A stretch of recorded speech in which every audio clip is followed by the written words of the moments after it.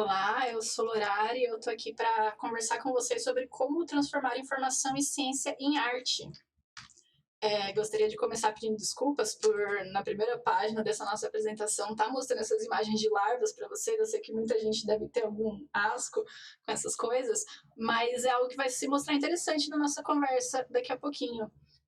Vocês devem ter aprendido na escola como funcionava o mundo na época dos antigos filósofos. As pessoas sedentas por conhecimento olhavam as coisas ao redor e propunham teorias em busca de dar sentido à vida.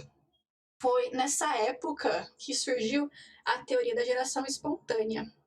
As pessoas olhavam o material orgânico em decomposição e observavam que em pouco tempo começava a surgir larvinhas dentro dele, em cima dele, né, na sua superfície. Então, a conclusão mais óbvia que tomaram na época foi que as larvas simplesmente apareciam ali, geradas a partir da vida orgânica em decomposição. E esse carinha aqui, Aristóteles, foi uma das pessoas a propor essa teoria na época. É a teoria que ficou conhecida como a teoria da geração espontânea. Essa teoria foi levada em conta, assim como o telefone sem fio, por centenas de anos. E claro que várias pessoas questionaram nesse meio tempo, mas foi uma mulher, nascida em 1647, que conseguiu fazer um dos primeiros registros de que a teoria da geração espontânea era errônea. Maria Sibylla Merian colecionava insetos desde a adolescência e se interessava muito por arte, e diferente das pintoras da época, ela fazia estudos científicos de flores e insetos que pintava. Aqui estão algumas imagens de obras que Maria Sibylla Merian fez, e ela teve a sorte de nascer em uma família que não a impedia de ter acesso a livros de história natural, que era a sua grande paixão. Como ela também teve acesso à pintura por conta do seu padrasto ser pintor, ela passava os dias observando insetos e registrando-os com um olhar científico. E foi assim que Maria Sibylla Merian conseguiu registrar pela primeira vez que as larvas eclodiam de ovos. Então aqui são os desenhos originais dela, em que ela consegue mostrar todo o ciclo de vida de uma larva até ela virar o bichinho que ela vira. Então, a ilustração científica serviu para mostrar coisas que não conseguíamos registrar, além de contar história, claro. Imagina agora que você é uma criança que vive em um deserto à beira-mar, mais ou menos 1.500 anos atrás, e nunca pôde chegar muito perto do oceano por conta do grande perigo que ele oferecia. Então, pescadores voltam de uma incursão dizendo que viram um peixe gigantesco do tamanho de 100 homens. Eles tentam explicar para as pessoas da sua aldeia como que eram esses peixes, mas a maioria das pessoas não entendem direito. Então, um dos pescadores pega uma pedra ferrosa e faz o seguinte desenho na parede. Esse é um registro de baleias encontrada no deserto do Atacama. Ele data de mais ou menos 1.500 anos atrás, e ele mostra como, através da arte, através da ilustração, alguma pessoa dessa aldeia conseguiu passar informação para as outras pessoas que moravam lá da proporção que esses animais tinham em comparação ao barco, e não só isso, mas explicar como é que eles faziam a caça desses animais. Então, com esses dois exemplos, a gente consegue ver que desde os tempos pré-históricos, a arte já era utilizada para conseguir transmitir informações com mais facilidades. A gente viu o exemplo da Maria Sibylla Merian, a gente viu o exemplo dessas pinturas do deserto do Atacama, sobre como as pessoas usavam desse recurso para conseguir explicar coisas que antes eram muito mais complicadas de explicar. E depois dessa pequena introdução ao assunto, eu quero me apresentar a vocês. Meu nome é Lorar, eu no momento estou cursando bacharelado em Física na Universidade de São Paulo, e desde 2008 eu trabalho com tradução de assuntos complexos para elementos visuais.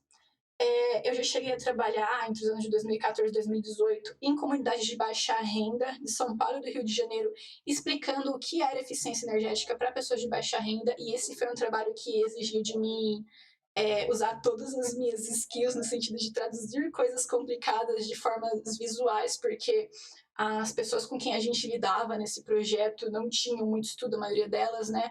E através disso eu consegui enriquecer bastante o meu vocabulário a respeito de como traduzir coisas, informações complicadas em arte. Eu estudo design desde 2008 e a arte e a ciência sempre andaram de lados paralelos na minha vida. Eu nunca, na minha vida, achei que algum dia essas duas áreas poderiam se encontrar.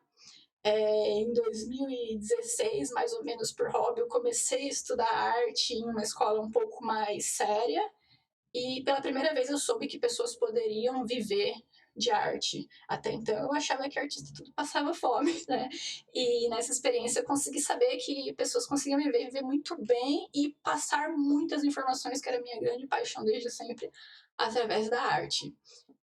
Além dessa pequena introdução, eu sou designer, quadrinista, ilustradora, sou uma artista periférica, falo atualmente aqui da Coab de Carapicuíba. No momento estou trabalhando como designer na Estúdio Mater, que é um estúdio voltado a design e direito, então mais uma coisa complicada sendo traduzida para arte, informação visual no geral.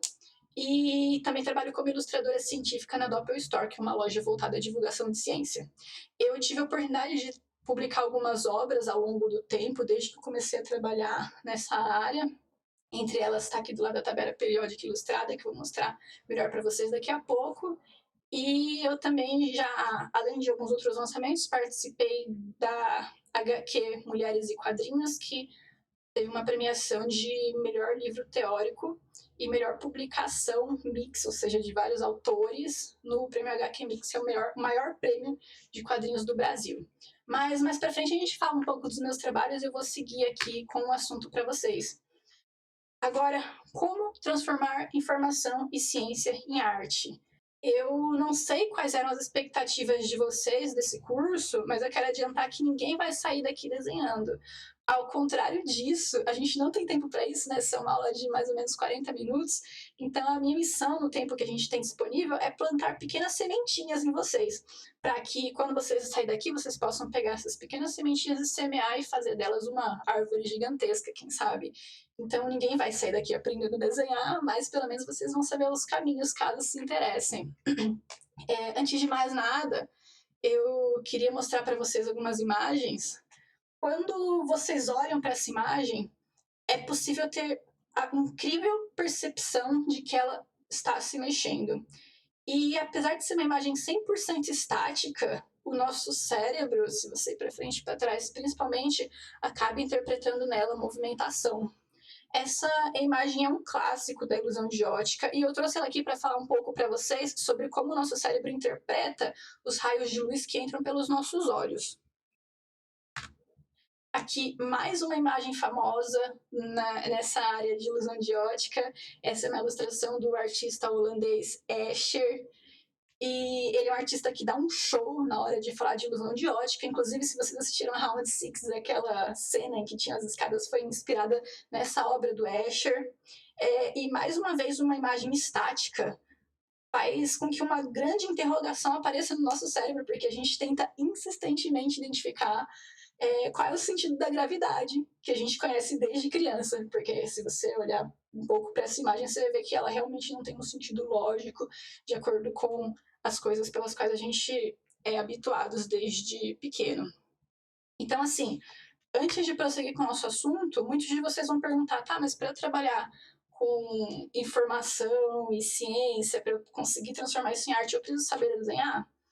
E, bem, eu não sei qual resposta você esperava, mas a resposta é não. Não precisa saber desenhar, mas para passar informação e ciência de forma artística concisamente, é preciso, antes de tudo, entender como o nosso cérebro interpreta tudo que a gente vê.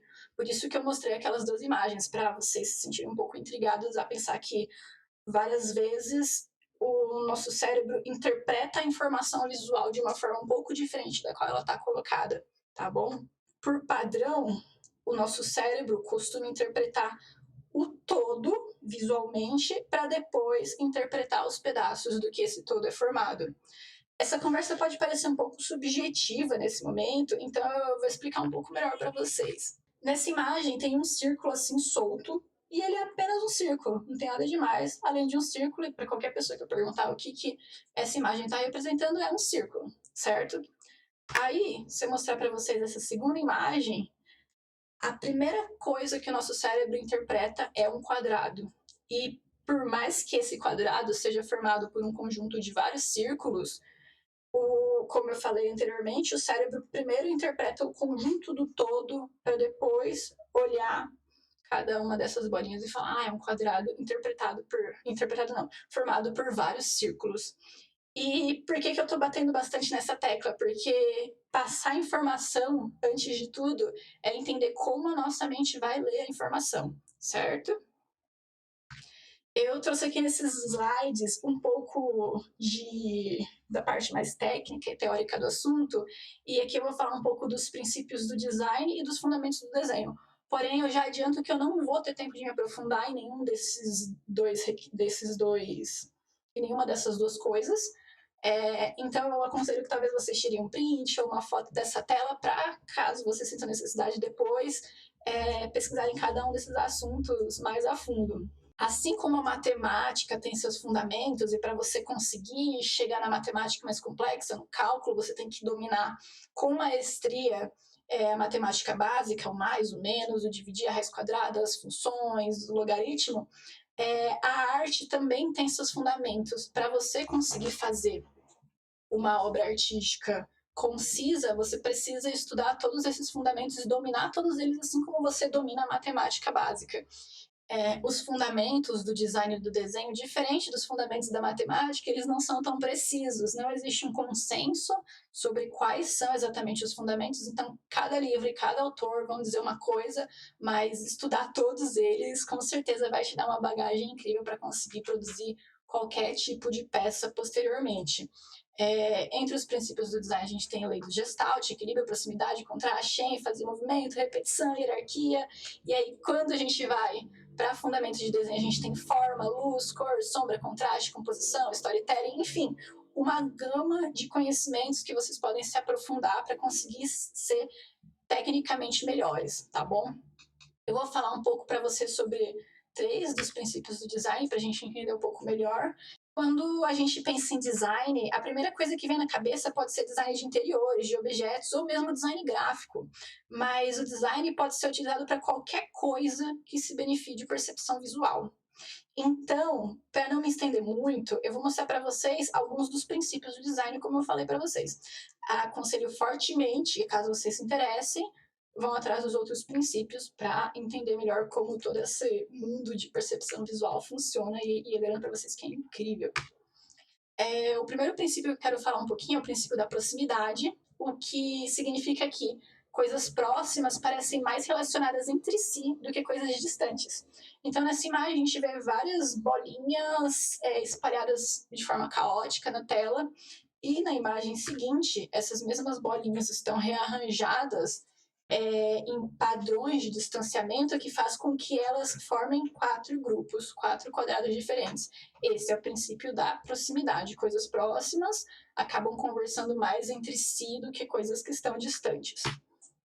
Contraste. Utilizar contraste acaba destacando coisas. Então, quando vocês forem produzir, sei lá, quando vocês estiverem preenchendo uma lousa, se vocês colocarem as coisas importantes de uma cor, elas vão se destacar em detrimento das coisas que não são tão importantes, que são detalhes, que são coisas mais técnicas, certo? Então, o contraste também é um dos princípios do design. E o último princípio que eu quero falar aqui rapidamente, só para plantar essa curiosidade de vocês, é o princípio da repetição. Repetir padrões faz com que hierarquias sejam reconhecidas. E isso é útil aonde? Isso é útil quando a gente quer mostrar para alguém um conjunto de coisas. Então, um conjunto de qualquer coisa. Um conjunto de palavras, um conjunto de imagens. Quando essas imagens têm o mesmo estilo, quando essas imagens têm a mesma cor, as pessoas reconhecem a hierarquia entre elas. Então, nesse exemplo, vocês podem ver que na primeira imagem a gente tem vários ícones diferentes, com várias fontes diferentes. Isso faz com que a pessoa que leia interprete que está falando de coisas diferentes. E na segunda imagem fica muito óbvio de que esses textos fazem parte de um mesmo grupo, tá? Aqui, mais um pouco da questão do contraste. Se vocês separarem o título em um, tá com a fonte normal, com a cor normal, e no outro o título tá um pouco mais destacado. E aí, assim, eu tô mostrando muito de design para vocês, porque esses princípios de design se aplicam à arte, e principalmente à arte sobre informação e ciência, porque a gente vai ter que saber como passar a informação de forma concisa. Esses princípios todos que eu falei mais para trás vão ser aplicados tanto para um desenho que você for fazer, quanto para um texto que você quer dispor ele de uma forma mais confortável para os seus alunos. Mais uma vez, precisa saber desenhar? Não, não precisa. E eu quero mostrar para vocês alguns exemplos de artistas ou pessoas que talvez nem se considerem artistas fazem com a habilidade que elas têm de desenho, tá bom? Eu trouxe um texto aqui, pequenininho, para mostrar um exemplo um pouco mais prático, e eu quero mostrar para vocês como esse texto pode ser reescrito através de arte, de forma com que ele fique muito mais atrativo.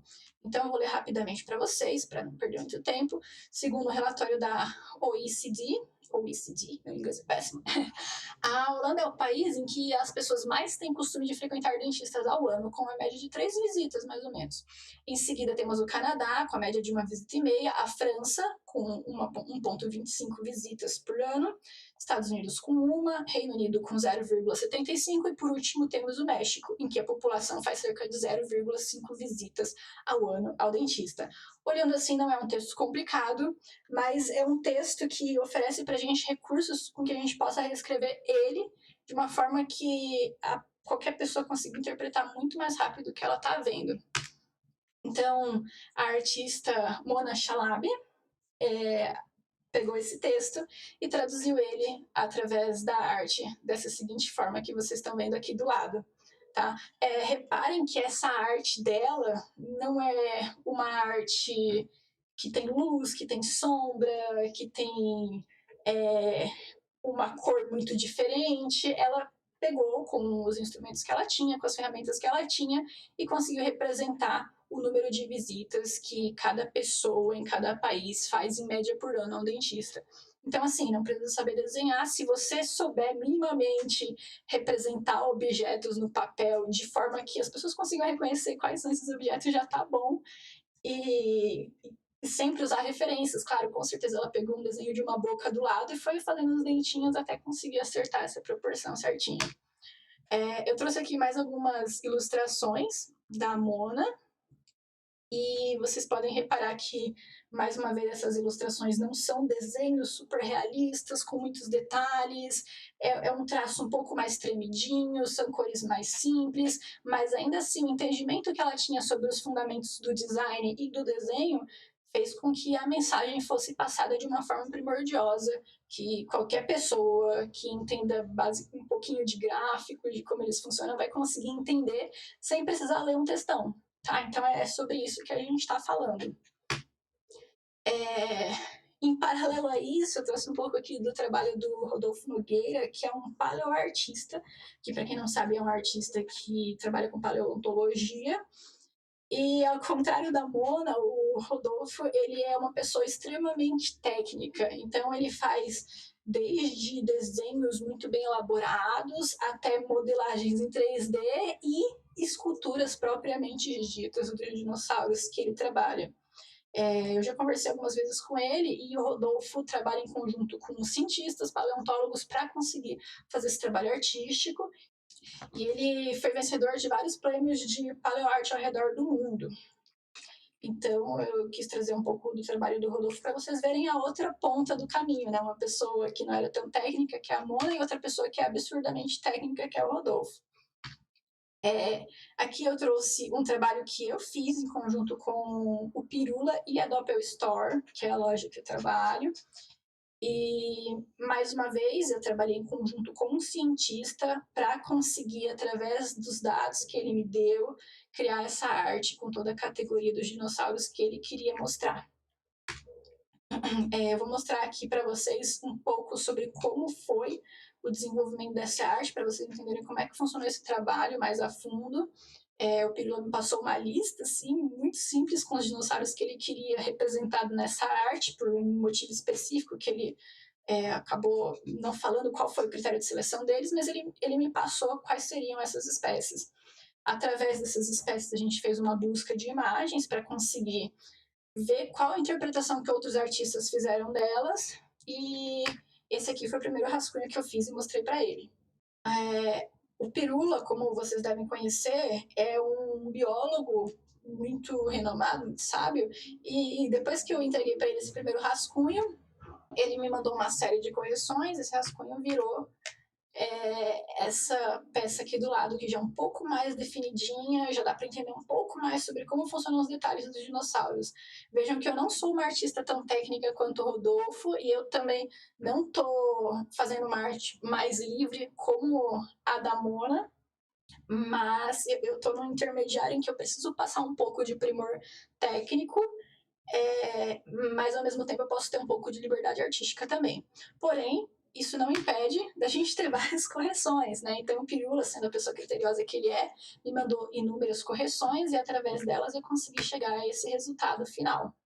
Então, aqui a gente pode ver como eu consegui transformar ciência e informação em arte. Essa arte posteriormente virou pôsteres, virou camisetas, e ela serve para divulgação de ciência, inclusive a gente tem dinossauros brasileiros nessa arte, e acaba despertando a curiosidade das pessoas para entender um pouco mais sobre esse mundo que é tão restrito para a maioria.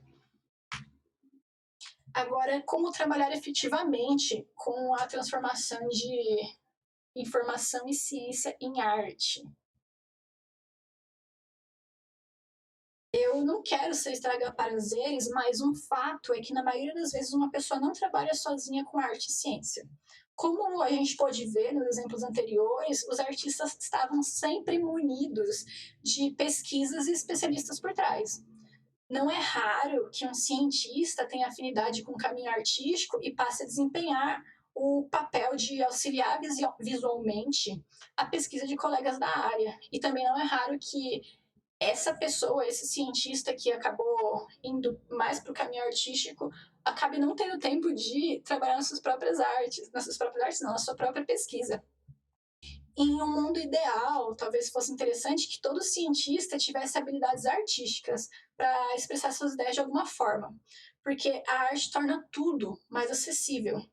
Ano passado, eu tive a oportunidade de fazer uma palestra para a Pixel Show, que é essa que vocês conseguem procurar facilmente no YouTube se digitarem meu nome, em que eu expliquei um pouco sobre como a ilustração científica pode ser uma ferramenta importante para diminuir a desigualdade social. Então, se vocês quiserem saber um pouco mais do assunto, eu aconselho vocês darem uma olhadinha nesse vídeo também. No entanto, voltando ao assunto, estudar arte exige tanto empenho quanto trabalhar em uma pesquisa. Pode parecer, visto de longe, algo fácil, algo que é só um desenho. A gente ouve muito isso quando trabalha com arte, é só um desenho, por que você está cobrando se é só um desenho? Mas o estudo de arte é um estudo que a gente tem que levar para a vida inteira. É algo tão denso e tão complexo quanto uma pesquisa e que exige tanta disciplina quanto uma pesquisa. E você ser cientista e artista ao mesmo tempo pode ser muito exaustivo. Por conta disso, eu acredito que o melhor dos mundos seria trabalhar com equipes multidisciplinares, com múltiplas competências, em que tivesse um artista, um designer, um cientista ou pessoas que conseguissem conciliar todas essas informações. Se você está interessado em começar a seguir o caminho de contar histórias através da arte, comece explorando a sua pesquisa e a de seus colegas, ou mesmo o seu assunto preferido, ou qualquer coisa que você goste de forma visual. Eu acho que esse é um caminho muito legal de começar, de mostrar para o mundo as coisas com a qual você trabalha, e através disso, em pesquisando ferramentas que façam com que esse trabalho possa ser mais e mais acessível. Vários caminhos se abrem depois que você começa a mostrar para o mundo que você tem afeições por ciência e arte, e por experiência própria. A academia está muito carente de pessoas que saibam mesclar as duas áreas. Então, aproveitando que eu falei da academia aqui, eu queria conversar um pouco com vocês sobre os caminhos na academia para se trabalhar com ciência e arte. caso você faça parte de um grupo de pesquisa ou seja estudante, uma ótima forma de começar é procurando grupos voltados ao assunto no ecossistema da sua instituição, da sua faculdade. Eu vou citar alguns exemplos de grupos que trabalham com isso, que eu tive um pouco mais de proximidade, mas com certeza devem existir muitos outros grupos que eu nem ouvi falar e com certeza deve existir um grupo perto de você. O primeiro grupo que eu quero falar é o grupo chamado Arte e Consciência da USP, que é ministrado pelo professor Caetano Miranda, e ele oferece disciplinas que ajudam as pessoas a trabalharem com divulgação científica. Um dos projetos que fez muito sucesso no grupo do professor Caetano Miranda foi um curta-metragem em 360 graus, feito pela Dindara Galvão, que era uma das suas alunas, e esse curta chegou a ser exibido em outros lugares do mundo. E através desse curta, a Dindara conseguia contar sobre a vivência das mulheres da ciência e como elas passavam assédio. Então, assim, a arte não se resume só ao desenho, à arte visual, mas também ao filme, aos curtas-metragens, à música. O próprio professor Caetano Miranda é músico, então essa é uma das formas de trabalhar e esse é um grupo que eu tenho muito carinho, que eu já cheguei a ter contato. Um outro grupo de arte, ciência e informação é o Núcleo de Ilustração Científica do Instituto de Biologia da USP. Esse núcleo se reúne periodicamente, eu não sei como está o trabalho dele agora durante a pandemia, mas antigamente eles se reuniam periodicamente para fazer artes e estudos sobre ilustração científica. É um caminho bem interessante também para quem é da área da biologia, como eu acredito que seja a maioria das pessoas daqui. E o outro grupo que eu queria citar é o Laboratório de Design Jurídico da USP, que ele é coordenado pela minha sócia, inclusive, que é a Carol Hanude. E o grupo de design jurídico tem como missão fazer com que assuntos complexos e com aqueles juridiquês pesados se tornem mais acessíveis para todas as pessoas. Então, é mais uma forma de transformar informação e ciência em arte. Como eu falei, eu tenho certeza que deve haver algum grupo assim perto de você, e caso não haja, deixa aqui a sementinha de por que não você criar um grupo desses, se juntar com amigos que têm um pouco de afeição à arte, a qualquer arte, que você goste, e através dela conseguir passar um pouco de informação e ciência, e fazer com que essa informação se torne mais acessível. Quero falar um pouco para vocês também de residências e programas que misturam ciência e arte. Um dos mais conhecidos é o do CERN, ele disponibiliza todos os semestres vários tipos de programas e residências que têm a ver com ciência e arte, que também pode ser um ótimo caminho caso você queira seguir essa área num sentido mais acadêmico. Caso você queira se aprofundar mais na arte especificamente, na área técnica, existem inúmeras escolas, tanto presenciais quanto online, em que você pode procurar aprender desde desenho básico, modelagem 3D, e qualquer outra ferramenta que te possibilite passar informações de formas mais concisas. Eu posso citar alguns cursos presenciais aqui, tem o da Quanta Academia de Artes, que é a escola que eu estudei a arte, fica em São Paulo. No Paraná a gente tem a Revolution, a gente tem também aqui em São Paulo a EBA, que é a ICS Arte, e mais uma série de escolas que podem te ensinar arte. Nenhuma delas tem um curso que seja voltado para a ilustração científica ou para transformar informação em arte, mas todas elas vão te dar aqueles princípios que eu citei para vocês no começo, de como você conseguir entender a percepção visual das pessoas. Se vocês quiserem fazer cursos online, a gente tem a Doméstica, a Crihana e a Udemy, que também são ótimas escolas que possuem inúmeros cursos de desenho, e inclusive na Doméstica tem um curso específico sobre ilustração científica de insetos, é um curso bem específico, que eu aconselho muito que vocês procurem, porque é bem divertido. Agora, só para a gente finalizar aqui, eu queria falar um pouco para vocês sobre como eu trabalho. Quero mostrar alguns exemplos de trabalhos que eu fiz transformando informação e ciência em arte de diversas formas, para que vocês consigam se inspirar e entender um pouquinho como que funciona esse processo. Primeiramente, o trabalho que eu queria mostrar para vocês é a tabela periódica ilustrada, que eu citei lá no começo. Esse foi um trabalho que eu desenvolvi com mais algumas pessoas por cerca de 1 ano, e que foi o primeiro trabalho de grande alcance que eu tive, que fez com que eu conseguisse seguir de fato nessa área. Antes disso, eu não trabalhava com isso, eu comecei a trabalhar depois da tabela periódica ilustrada, né? Então, por isso que eu dou aquele conselho para vocês de começarem falando sobre a própria área de vocês, para as pessoas entenderem o que você faz.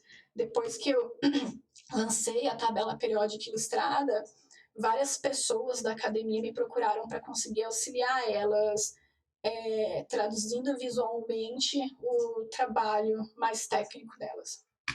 Então, aqui é uma linha do tempo que mostra como a tabela periódica foi criada desde o tempo da antiguidade. E aqui a gente teve todo um trabalho de ir atrás de povos e culturas que não eram europeus, para entender como é que a ciência funcionava também para eles. Então, essa é uma linha do tempo que você consegue pegar, ler e entender como que a tabela periódica surgiu. Nesse projeto, a gente também fez pôsteres informativos sobre quais itens os químicos usam no laboratório. A gente fez cards de cientistas ilustres que fizeram com que a tabela periódica fosse o que ela é hoje em dia. E esse é um trabalho do qual eu tenho muito orgulho, porque foi através dele que eu consegui pela primeira vez juntar minhas duas paixões de fato, que é a ciência e a informação. Apesar de eu já ter feito aqueles trabalhos anteriormente, né, em comunidades sobre eficiência energética, essa foi a primeira vez de fato que eu consegui mostrar isso para todas as pessoas. Esse aqui é outro trabalho que eu fiz, que mostra todos os principais astros do sistema solar de uma forma ilustrada, até um pouco mais infantil, para fins de ensino e divulgação científica mesmo. Esse trabalho posteriormente virou estampas também. E esses dois trabalhos aqui são muito recentes, eu fiz mês passado para o Carlos Ruas, do canal Um Sábado Qualquer, não sei se vocês conhecem, eles fazem várias tirinhas sobre ciência e brincam um pouco com religião.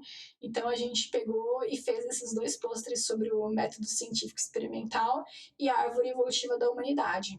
Mais uma vez, vocês conseguem ver como coisas que eram textões gigantescos viraram infográficos mais simplificados aqui nesses exemplos. E é isso. Obrigada pela atenção, obrigada por todos que viram até aqui. Espero que tenham gostado. Caso tenham interesse em conhecer mais o meu trabalho, em conversar comigo, vocês podem me seguir lá no Instagram, que é o Superlorar. E também podem me mandar um e-mail no lorarlaurente@gmail.com. Se vocês tiverem interesse de ter alguma artinha na casa de vocês, eu tenho uma lojinha também, que é essa que está aí na tela, é o www.loranja.com.br. Lá vocês podem encontrar a tabela periódica ilustrada, os cards de cientistas, pôsteres com itens de laboratório. E eu sempre estou trazendo novidades na lojinha com artes relacionadas à ilustração científica e informação, para que eu consiga efetivamente divulgar a ciência na casa das pessoas. Então é isso, muito obrigada para todos que acompanharam até aqui, um beijão para vocês e tchau, tchau!